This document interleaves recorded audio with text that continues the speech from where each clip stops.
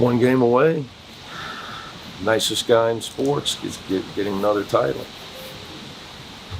So you... I've become a Dodger fan. What's that? I've become a hardcore Dodger fan. I'm always going to stick with the Braves, sorry. Yeah, all the people that I knew with the Braves growing up that paid for my life all retired. So. But my heart's still with them. Yeah, Is your heart can't. Still with them? No, I root for people I know. You get to a position in sports where you know a lot of people. So I root for the Clippers because Lawrence Frank and I are friends. So Coach Roberts is a great guy. Yes. Yeah. So, excuse me, you had a close scrimmage. I don't remember how long ago it was, but yeah, I don't even know what day it is. What were your kind of impressions and takeaways from that? Well, we didn't play it as a game, so I use it as practice. We played 8 groups of 5. So I literally had to stop, put 5 guys in. So it was like a hockey shift so all 5 guys came out every 5 minutes. So I predetermined, just trying to see guys play together, try to use it as practice. So, it's always good to play against somebody that plays defense and is physical, because what happens is with teams, everybody runs things and everything works, and everything works. 5-on-0, everything works. You get the ball wherever you want. It's always easy. Ball goes in. If not, you grab it, lay it in. So it's good to get resistance. That's why I like scrimmaging them, because they always give you resistance. But we did not play it as a game. Okay. Did you find some lineups you liked?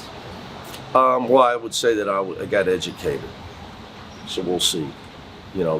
Tomorrow night will be the first time that I got to figure out and take a shot at what's our best rotations. Our starting lineup may not necessarily be our finishing lineup because of our depth. What I would tell you is I have opinions of our best offensive lineup, and I have opinions of our best defensive lineup, which are different. You gonna share them? No. With tomorrow being a bit of a kind of test run, as you're saying, how do you measure the success? Like, what are the indicators that are going to gauge that readiness of the team? Yeah, look, when games that don't count, I'm not a big scoreboard guy. So I try to. There's things that that we need to work on tomorrow. Like some people say, well, you shouldn't even run any offense because you don't want Ryder to see your team. But then again, why are you playing the game? How do you get better if you don't do some? So you got to do some stuff. You don't want to show everything. So it's a little bit of a give and take. I think half of it is just get the uniforms on and play a game in front of fans for the first time. And playing now in this era, doing it together for the first time. For a while there, I was coaching guys that they had done it 100 times together, a couple of years back. Now you're doing it the first time. It's going to be that way every year, it seems like. So it's weird, but we'll see. But we will play the game as a real game tomorrow. You won't. You might see me sub 5 guys at one time, but it won't be a planned rotation type thing. That off-guard spot seems like it's one of the deepest spots. Obviously there's a lot of depth across the team, but what are you seeing out of that group right now? Yeah, so I don't look at off I don't know what you mean by that. I'm going to assume you're showing age there. You're showing age on me with that. Nowadays, it's a 3-guard. Right. Basketball's 3-4. We call our 4 spot big guard. Right.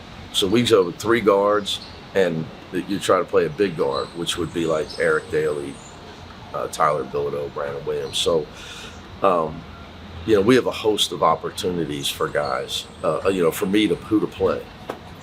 So I tell players, players determine playing time.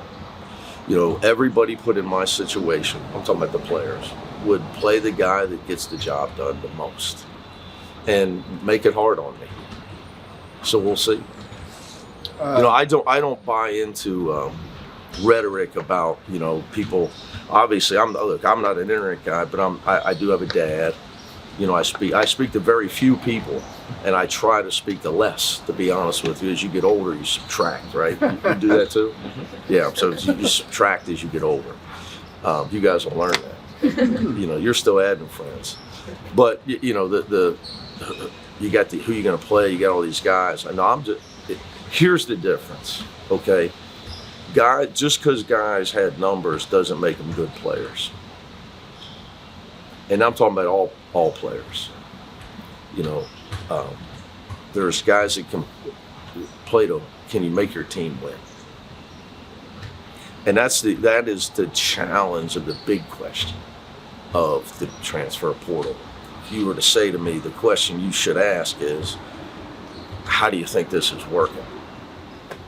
And what I would tell you is, they're all good guys, or we wouldn't have taken them, because you know that we're big on character and work ethic. But we have a lot of guys that haven't played at UCLA, they haven't played for me, and they haven't built the habits of winners. For instance, dumb fouls, egregiously risky passes, poor shot selection. Just get beat on defense because you're a little tired. Like, if you do those things, that's the reason your team lost. Now, you might have thought it was because you're coach. And why should you need a coach if you're supposedly want to be a pro, you want to be a pro, everybody wants to be a pro, then why would you take terrible shots? Why would you just get beat on defense? Why would you just foul a guy for no reason taking a bad shot? You know, but it's your coach is why you're losing. Yeah. Or your teammates. So, you know, now, just because guys are, what I've learned, you know, guys are older, but they need habits. And we're demanding on those things. And demanding coaches win. You know, I know, and everybody said, boy, that's tough. You know, well, it is what it is. Last year was a lot of guys new to college basketball, but how similar is the challenge with training them for your? They're old. Yeah, it's first of all, we're more talented, and you're tougher because you're older. So tough. You're older. You can play harder, longer. You're stronger physically, so you can have some physicality. So it's definitely different. But there are challenges, as I just alluded to, and I don't blame players for stuff like this. By the way, I do not blame players. You know, for any player to think, well, I'm going to go pro, and you go in and you can't guard anybody, you make dumb fouls, you take bad shots, and you don't know where to be on the floor. Like, how could you think you're a pro, but their agent tells them they are? Okay, their trainer tells them they are. You know, watch. I tell people go to Instagram and watch a clip on Rich Paul. And he talks about what he would do if he had somebody. He would send him to a coach that's demanding, that teaches him how to do all these things, because you get in the NBA, you got no chance if you do all that stuff. And he goes into detail about it. So he should send every player here, since he lives close to me. You talked about liking, a few weeks ago, liking to dictate tempo with your defense. Yeah, I think that it could be a strength of our team. So, piggybacking off of that, you mentioned the hockey line substitutions. Yeah. Is that something that we might see actually during the season? And how much is there a ceiling on minutes for even like the top guys? Well, no. You look. You got to coach each game by field, and what happens if you theoretically you keep assuming we got all these guys. I'm trying to find 5 that can play the way we need them to play to win. So let's just assume we got 10. Okay, that make good decisions and do all these winning things. Then you just go by feel. I've had that before. I mean, you know, you got to go with the hot hand, and that's just part of it. So what I would say is, you know, we didn't, in our scrimmage, we didn't really press. We pick up full court, but we didn't really press. So we'll see some more pressure tomorrow night. But you forced 24 turnovers, Yeah, I think. but we didn't press. Wow. So is that We picked up full court. We had a few trap situations, but we didn't, you know, we didn't all out do it. I wanted to test. There's games where your half court defense is going to have to be effective, and I wanted us to have to practice that against a team that's extremely well coached and organized. So that would be good for us. It wasn't going to be, I just didn't think we would learn anything from being able to steal the ball all the time. even though we did have a lot of them. Two things that stood out from the box score, and I know that you probably are about to say they don't matter. 21 points off the 24 turnovers. I actually emailed Ken Pomeroy and said, "What's a good metric for?" Yeah, what'd he say? He said 1.1 Yeah. points off. Should be. Off of each possession. So you were a little bit below that, and then out rebounded in the game as well. Yeah, well, you miss a million shots, you're going to get out rebounded because the other team's just going to get too many defensive points. So I think points off turnovers. You get into like teams. Again, I'm talking about habits of winning players, habits of winning teams. Turnover margin is huge. Okay, not just you steal the ball, you got to take care of it. If you look at teams that are first in turnover margin in college basketball, you're going to look at the league champ of most high major leagues. If you look at my career, we've had that. We've either won the league or lost by a game. So turnover, it's not just turning people over. You got to take care of the ball as well. So it goes, characteristics of winners is not just the players; it's winning teams and the things that you do. But for this team, I'll keep saying it. I do. Like you look at a team, you say, well, what can we be really good at? All right, we don't have the National Player of the Year. We don't have the preseason All-American, right? But I think we can be elite in causing havoc defensively because of our depth at the guard, and not just depth, it's speed. We have athletes at the guard position. You have one of the best defenders, if not the best perimeter defender in the country, in Kobe Johnson. But other guys that are a little older now, Bass and DA, Sky is a junior. Okay, Dom is in a whatever you want to call him, a redshirt senior. So you just have multiple guys with speed and quickness. So you can hopefully cause a lot of havoc defensively. Like, so you look at yourself, okay, well, this team might be great at that. Like, what could we could be really good at? I think causing havoc defensively. Talking to Trent about his recruitment a little bit, how important is it for you to have genuine relationships with some of the high school coaches around here? Oh, extremely. You want me to go into guys? Or I guess it was a yes or no question. Oh no, yeah, no, it's huge. But look, one part like that doesn't like developing relationships with coaches is something I enjoy because I like that's who I like to talk to, Mm-hmm. and it's just. I mean, I'm just honest about it, because it's hard for others to understand what we do, what we go through. So the fact that, that I'm very close friends with certain guys that coach high school basketball. I mean, I don't just have that kind of. I really have a relationship with guys, whether it's play golf with them, go to dinner with them. It's because I'm the son of a high school coach, so it's kind of who I am. It's almost like I'm carrying their flag. I just get, they can look at me and say, hey, he's one of us. He's at UCLA, but he's really just one of us. I don't look at myself as I'm on any different level than them. The high school coach is the purest form of coaching. Although that's changed a little, because I used to say you got to coach whoever enrolls in your school. Mm-hmm. That's kind of changed. That's changed a little bit. On with the transfer world and the recruiting at the high school level. So, but they have the purest. They have to teach first.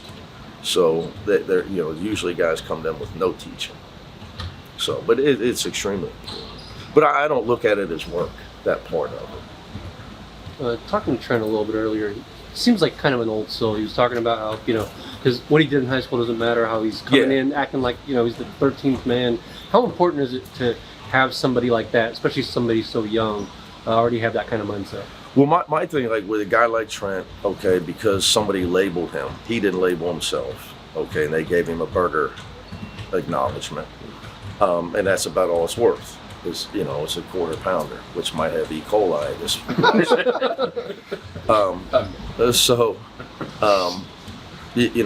He's first of all, one thing, he's extremely intelligent.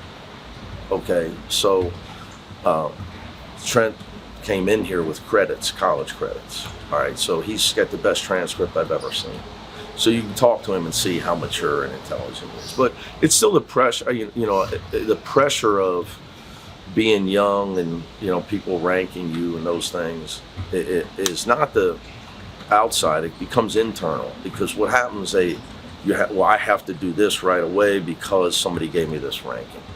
And I try hard to tell, just look, you will, most of us in life will, if you have talent and you work hard, you will get where you want to go. Like I would tell you guys that you're young, but probably not not as soon as you want. Ben probably didn't get to, Well, actually, I did, but yeah. Well, everybody gets lucky. I mean, our guys get lucky. I mean, and that's part, that's somewhat part of it. But usually it takes you longer, and you don't get it. So don't even worry about when it's going to happen. Just try to play basketball and enjoy being in college. I think there's too much of, and I've said this, you follow me. It's too much a means to an end. Like I know Bob Hurley. Darren was his best friend growing up. Like all he dreamt about was playing college basketball when he was playing in high school, and he was the best player in the country. He didn't dream about the NBA. He dreamt about playing in college. Enjoy it. Especially now you're getting money. Enjoy it and do the best you can and just keep putting the work in. Eventually he's got the talent. Eventually he'll get what he wants. But don't belittle this or minimize this this part of your life, and enjoy every bit of it. I mean, that's the hard thing, because everybody else tells them the opposite, that you're here to get there. You're here to, and every NBA player, we got more than anybody that played in the NBA, that walks in here. I had another guy here Monday, tells them exactly what I just told. You'll get more money if you get there, but you will not have as much fun.